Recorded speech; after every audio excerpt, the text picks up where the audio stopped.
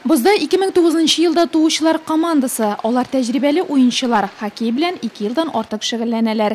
Әмма ұстазлары таләпләренә елдан ел җитдирәк карыйлар. Сакчы Антон Антонов һөҗүмче булырга хыяллана, шуңа да башкалардан тырышыбрак шөгыльләнә.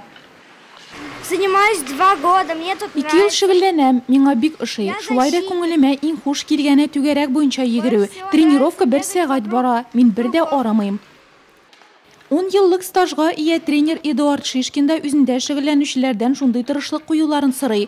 Һәркем җиңүгә омтылырга тиеш. Шуңа да ул әзерләүче эш команда спортчыларыннан да ул оешканлык һәм уйнау теләге таләп итә.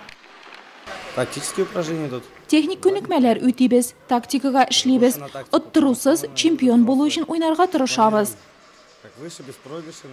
Ледок сарайыбыз яратучы һәркемгә ишекләрен ача. Быел тагын бер команда җыела. 6 яшьлекләрне беренче тренировкаларга китерә дә башлаганнар инде. Әмма командаларда урыннар бар әле.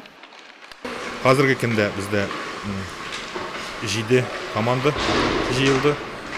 Аларның көн сайын монда килүен, алар шатланып киләләр. Без аны күрәбез, алар өчен тырышабыз.